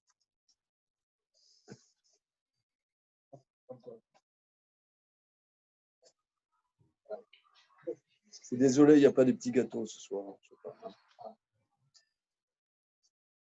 Je crois que je vais m'arrêter. Alors, OK. Alors, on reprend les versets. C'est vrai, mais comme quoi, Merci. même avec un cœur un peu. Alors, regardez. On a vu quelque chose d'extrêmement important. La première fois que Moshe et Aaron sont allés voir Pharaon et ils ont dit à Pharaon, laisse-nous partir 3 jours dans le désert pour servir notre Dieu. Voilà. Là-dessus, Pharaon a dit, qui c'est Hachem pour que j'écoute dans sa voix, sortez, etc. Okay. Question du Maharal. Comment se fait-il que Moshe n'a pas fait les prodiges avec le bâton qui se transforme en serpent, etc., machin bidule. Quand il a été mandaté pour le faire.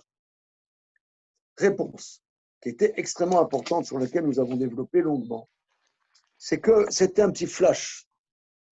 Il y avait un dévoilement de Moshe, qui tout de suite, ensuite, Moshe est parti, parce que les Chachamim disent que Moshe est parti 6 mois. Hein? Moshe est parti 6 mois, a disparu. Comment? Non, ça c'était une autre histoire. Non, c'était bien avant. Bien avant. Bien avant. Non, il est parti 6 mois, etc. Voilà. C'était bien avant. Et maintenant, il va retourner pour la deuxième fois voir Pharaon, et là, il va faire les prodiges. Parce que là, maintenant, ça va être la Géoula véritable. Là, il y a eu un flash de Géoula. Souvenez-vous, on a beaucoup développé ça, n'est-ce pas, Manu? Oui, le chevreuil. Domé Dodi, Litzvi. On les refera à Yalim. Donc, Voilà. de même qu'en forêt de Chambord, le chevreuil, je le vois, je ne le vois pas. Je le vois, je ne le vois pas. Et donc là, la Géoula, elle vient et elle part. Bien. Alors, maintenant, Ça marche aussi avec la forêt de Compiègne. Hein. Non, Rambouillet. Au Rambouillet, ouais. Alors, verset Vav, chapitre Zaïn, verset Vav. Ah non, et c'est pour ça qu'on a dit dans la Hamida, c'est pour ça qu'on dit et Tzemar, David Avdecha, Meera Tatzmiah. Donc il y a la répétition, Tzemar, Tatzmiah. C'est le chevreuil qui vient, qui vient pas. Et donc régulièrement dans ma Hamida, pendant que vous prenez un petit. J'y pense. Voilà, je pense à vous. Je pense à Arnaud, à Rémi, je pense à vous. Non, vraiment. J'ai dépensé Vayas parfois Moshe et Aaron, Kasher Tziva Hashem, Otam, Ken Asu. Moshe et Aaron a fait comme Dieu a ordonné, leur a ordonné, ainsi ils ont fait. Ou Moshe ben Shmonim Shana, Aaron ben Shalosh, ou Shmonim Shana, Bedabram El Paro. Et Moïse a 80 ans et Aaron 83 ans quand ils parlèrent à Paro. Donc là, c'est la première fois depuis le début de l'Exode que l'on voit les âges respectifs. Vayomer Hashem el Moshe vel Aaron emo. Hashem dit à Moshe, Aaron en disant, Ki daber alechem Paro lemor, tenu lachem mofet. Vamarta el Aaron, kach et matecha, ve'ashler lifne Paro yehi letani. Quand Pharaon va vous parler en disant, faites-moi un prodige, tu diras à Aaron, prends ton bâton, jette-le devant Pharaon, il sera un tannin. Est-ce que c'est un tannin? Je ne sais pas. On l'a déjà vu, hein, le tannin, crocodile, un serpent. Quoi? Crocodile. Crocodilicos. Alors,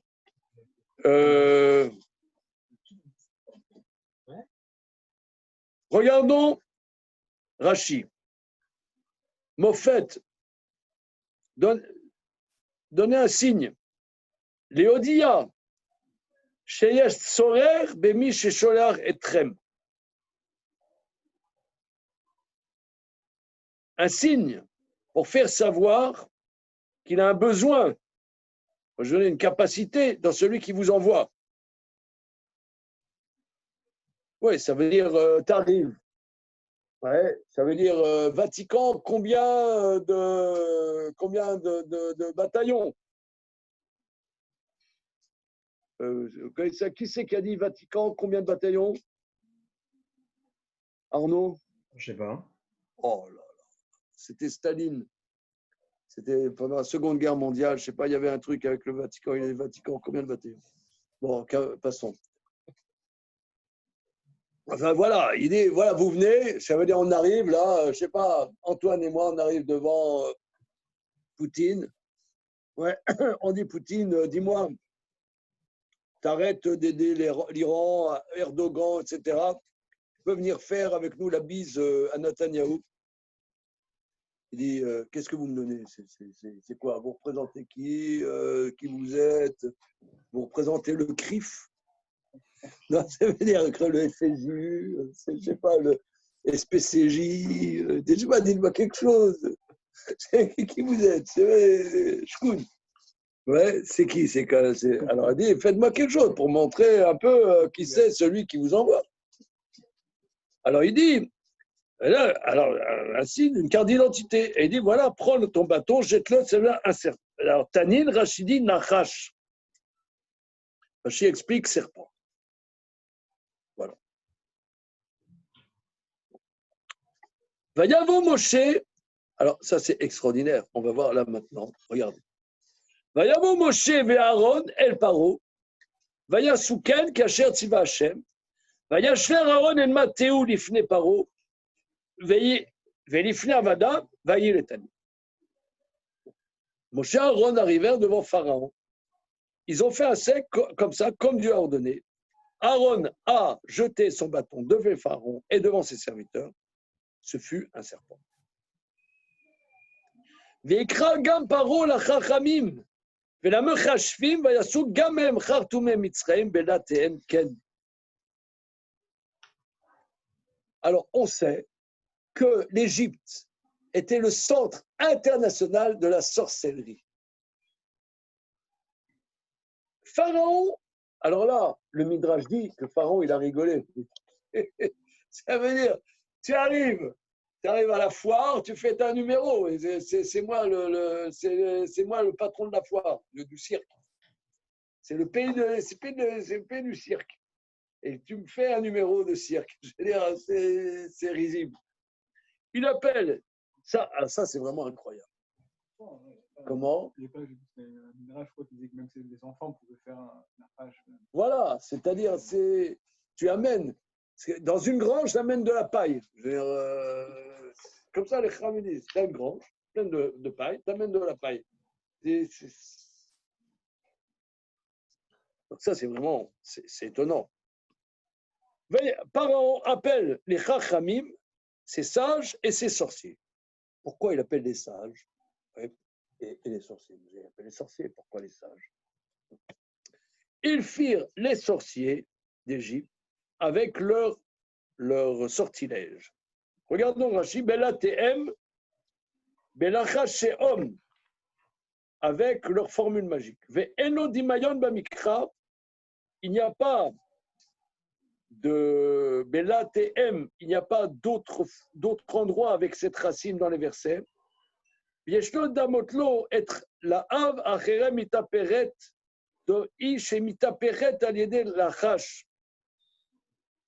La hâte, acherev, amitaperet. On voit le mot la hâte au sujet. C'est quoi la hâte, acherev, amitaperet, rabotai, novarer?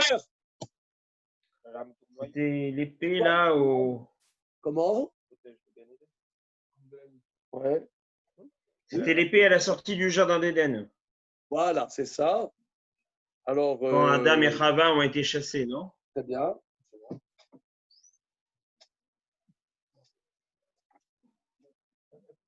Les mitaper, ça veut dire qu'ils se transforment. Hein. Je vois pas en quoi ça. Je sais pas ce que ça veut dire. Tu veux dire un peu, je sais. Comme ça garde l'arme de la vie. Toujours en passant bien.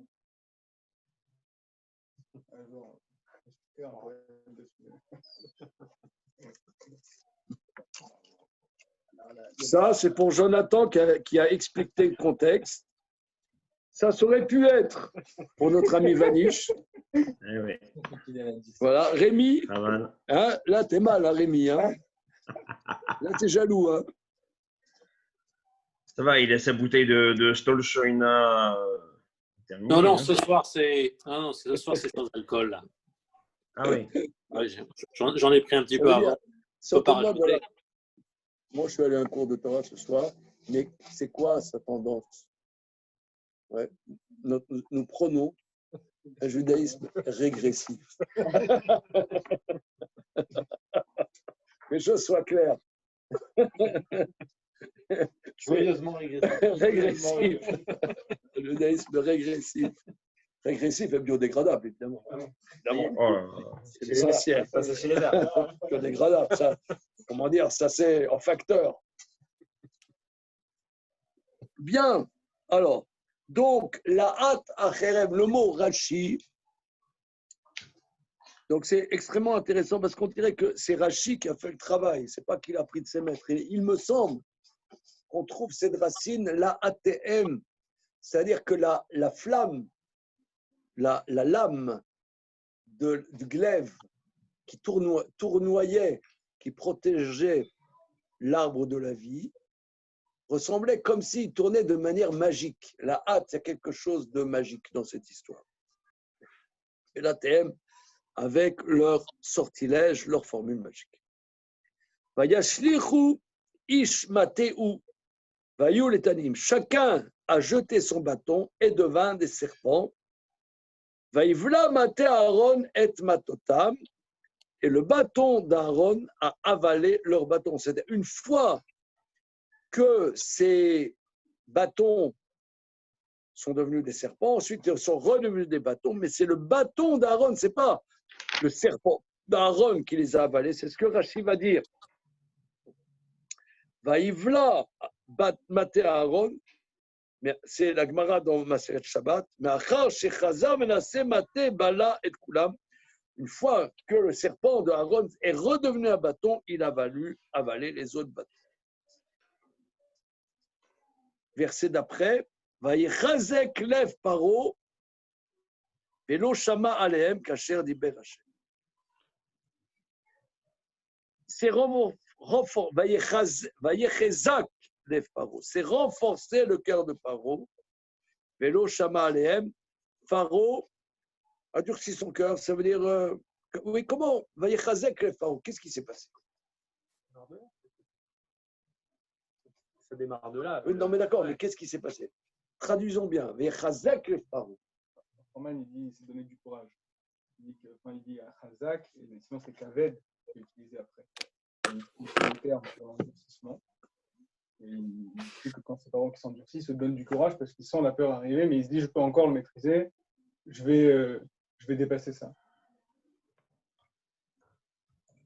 D'accord. C'est pas durci, c'est renforcé. Fort. Chazak, c'est fort. Il a renforcé.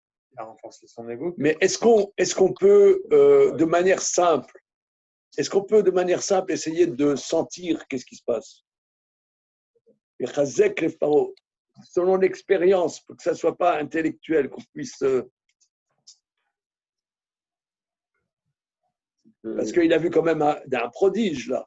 C'est un micro-prodige. Ce qui est très intéressant, c'est que Hachem demande à Aaron de faire quelque chose de cafouilleur quand même. Pourquoi il n'a pas demandé? Il a demandé. C'est pas décrit comme ça. Comment? C'est pas décrit comme ça. On voit là, quand il montre les signes, on ne voit pas que le bâton va après gérer la suite. On voit juste un bâton qui se transforme en. D'accord. Donc c'est vrai que là, on se demande même si est-ce que c'était prévu comme ça.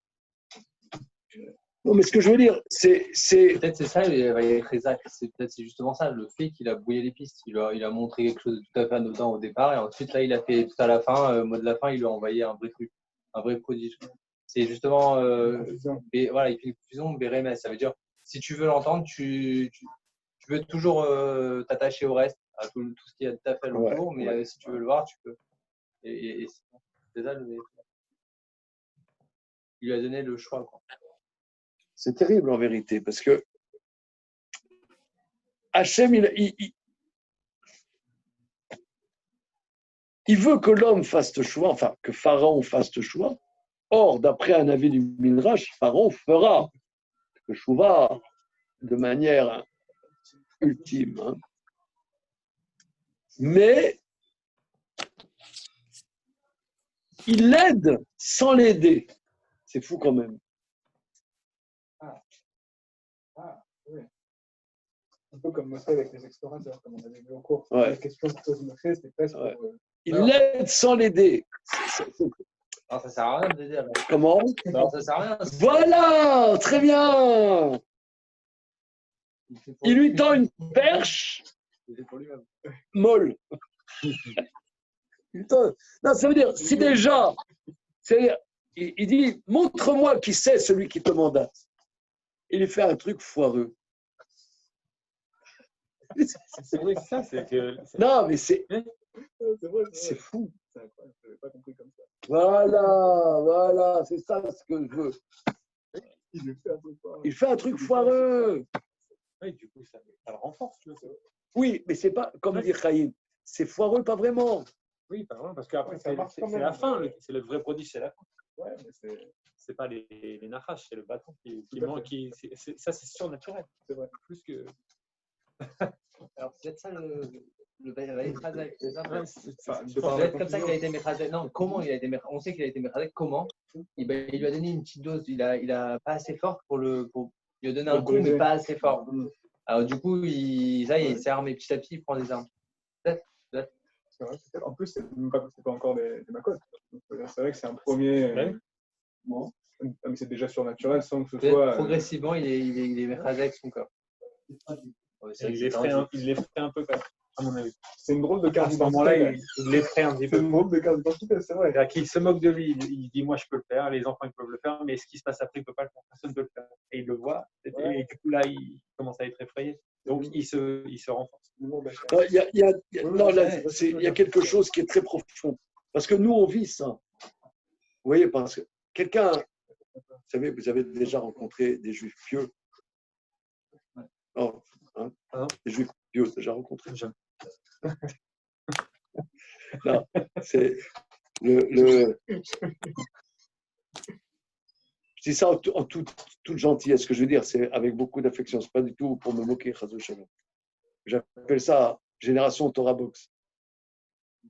Ça veut dire, on est convaincu. Ouais, on est convaincu que la Torah a raison. Ce que je participe de ça. Ça veut dire que on voit des choses, on voit le coronavirus, on voit tout ça, on voit la main de Dieu. On se pose la question, comment ça se fait? Nous, on voit et les autres ne voient pas. C'est une question. Est-ce qu'ils ne veulent pas le voir, etc.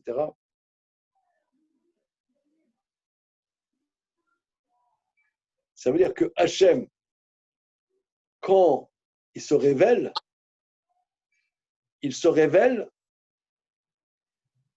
pas vraiment. C'est ça. J'ai vu, toi, tu m'as dit quand on s'est parlé au téléphone l'autre jour, que tu as entendu des choses de l'enseignement de Rav Nachman de Braslav. Hein? Alors, une fois, ou plusieurs fois, j'ai vu dans les écrits de Rabbi Nathan, il dit que Rav Nachman de Braslav, il disait qu'il peut enseigner des choses qui sont tellement impressionnantes que ça enlèverait le libre arbitre à ses auditeurs. Alors, il ne les dit pas. Comment? Il brûle même. Voilà. Et il brouille les pistes. Il brouille les pistes. Et là, on voit que Dieu brouille les pistes. Et il dit, montre-moi qui c'est celui qui t'a envoyé. Allez, tu vois les mecs, ils rigolent, les parents, on fait la même chose. On fait la même chose. On fait la même. C'est fou quand même. C'est incroyable. Ils rigolent les mecs. Alors c'est sûr, à la fin il y a un petit truc. C'est ce que tu dirais, à un petit truc qui peut. Je pense. Et la vie, elle est comme ça en vérité. Elle est comme ça, notre existence. Des petits trucs, des petits bugs, des petits machins, des petits bidules. Non, mais là, il y a une chose. Logiquement, Pharaon aurait dû libérer les Bnei Israël, qui est Moshe ou Aaron et Aaron ou pas. Les Bnei Israël, c'est ceux qui lui ont sauvé le pays. Attends, une seconde. C'est pas libéré. C'est aller dans le désert 3 jours. Hein. Il n'a pas dit libéré. Il dit pas. C'est-à-dire, Armstrong qui dit let my people go. Let my people go. Ouais.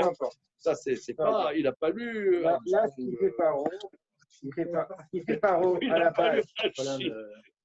Il fait Pharaon à la base n'a aucun fondement depuis le début de Shemot. qu'il dit qu'ils vont s'associer à nos ennemis, des trucs, des prétextes qui ne tiennent pas la route, alors que les Bnei Israël sont ceux qui ont sauvé le pays. D'accord? Donc, à la base, cette situation, elle n'est pas normale. Un vrai dirigeant aurait dû, au contraire, faire copain avec les Bnei Israël autant que possible. D'accord? Donc, ici, on lui met un petit clin d'œil qui devrait, c'est une petite étincelle, mais normalement, il n'a même pas besoin de ça. Normalement, il n'a même pas besoin de ça. Ça devrait le secouer un petit peu et se dire, bon, peut-être qu'on fait un peu n'importe quoi depuis quelques années. Et c'est tout. Mais moi, il me semble que toutes ces atraotes qui vont aller en crescendo depuis le départ, si Paro était un être normal, un dirigeant normal, n'aurait pas fait ça. Ça veut dire n'aurait pas mis en esclavage les Bnei Israël, ne les aurait pas maintenus en esclavage, aurait accédé à une demande d'aller faire quelques sacrifices pendant 3 jours dans le désert. Moi j'aurais été à la salle, j'aurais fait la même chose. Non, c'est toute l'histoire des galoutes d'Israël, ça. La seule chose qui a, le seul prodige incroyable, c'est qu'il ne tue pas Moshe. Là, la seule chose que je ne digère pas, c'est que pourquoi il ne tue pas Moshe. Alors là, c'est un complot. Les Américains viennent délivrer la France en 40. Les a servis. D'accord. D'accord. Ok. Ça enregistre. Qu'est-ce qu'on fait? Allez, venez, on les met tous dans des camps et on les a servis. Les Juifs ont sauvé l'Égypte de la famine, on le sait. Enfin, ils sont d'accord. Tout le monde personne ne remet ça en cause. Qu'est-ce qu'on fait? Venez, on va les asservir. Et tout le monde est d'accord. C'est magnifique. Si tu as servi des gens forts, tu deviens encore plus fort que. Depuis le départ, ce que tu dis, ça passe pas là. Mais je n'ai pas dit qu'il se passe du temps quand même. Ça veut dire, c'est l'histoire des galoutes. La galoute d'Israël, c'est ça. C'est pas tous les pays d'Israël. Quand même. Israël en on galoute, dit par Ochadash. C'est le monde meilleur pour les autres, pour les nations. Ils ont révélé tellement de choses. Et plus ils révèlent, plus on nous déteste. Plus ça durcit les guerres. Mais c'est pas une situation. C'est pas. On est en galoute à ce moment-là. Ils ont eu peur. On est en galoute. Faut pas oublier qu'on n'est pas chez nous, on est en galoute. Non, ils n'avaient aucune raison d'avoir peur d'eux. Ils avaient peur qu'ils soient plus nombreux. Non, mais ils perdaient leur identité. Bien sûr. Être reconnaissant. Non, mais on a très bien vu que c'était complètement contre-productif. Être reconnaissant. Si on perd notre identité, on dégage des intrus. C'est comme ça qu'on fait quand on a peur de perdre son identité. Ils ont la bracha, les Juifs, donc ils les gardent, mais ils les a servis. Ils les gardent, ils ont la bracha. On est dans du bidon. Ils gardent les Juifs en disant ils vont s'associer à d'autres. J'essaie de synthétiser, Rabotai. J'essaie de synthétiser ce que dit Jonathan.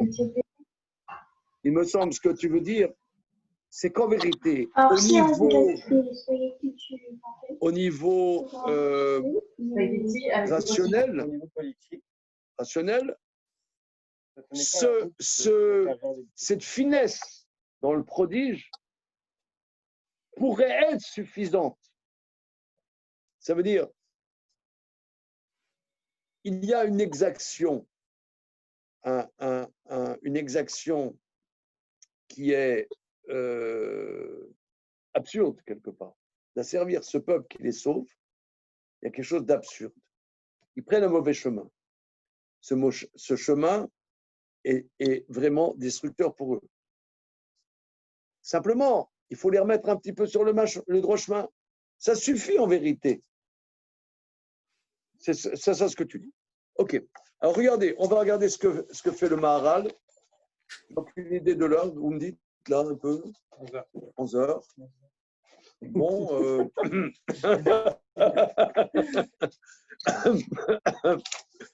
bon, on commence notre soirée, notre veillée d'études. On va faire quelques lignes. Hein. Vayacher Aaron. Vous voyez, début du 32e chapitre. Ce soir, je suis soucieux. Pourquoi Abraham Drogoziner n'est pas avec nous? Bon, je ne sais pas, je vais le faire parce que ça fait des années, il ne loupe jamais une étude. Bon, je ne sais pas. On va voir. Shosha Otot, Tziva, Akadosh Borou, Lasot, Ifne, Israël. 3 prodiges, Dieu a ordonné de faire devant Israël. Lasot, Maté, Nachash, devant Israël. Que le bâton devienne un serpent. Ayad, Metzora, la main lépreuse.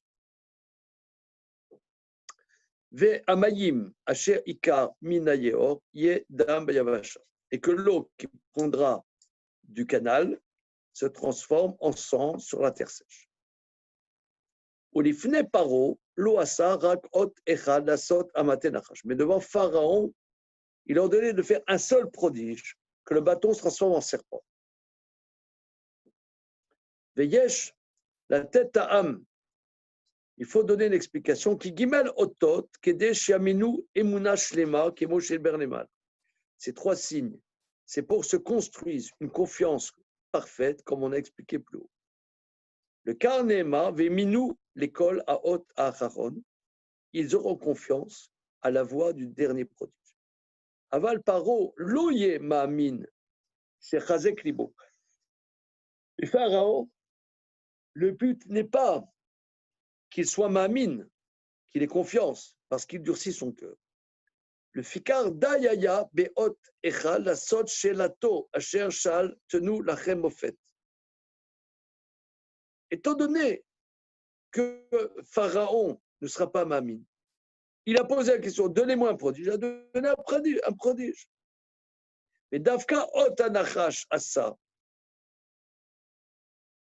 En vérité, ce n'est pas un prodige, c'est un signe hot, c'est un signe.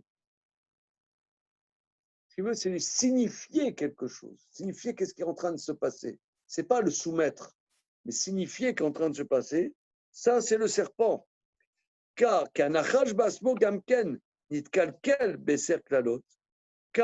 le serpent lui-même a été maudit par les 10 malédictions.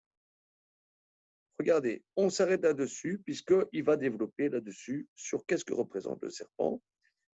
Et Bezrat Hashem, on verra ça la prochaine fois. Si vous le voulez bien. C'est bon les amis?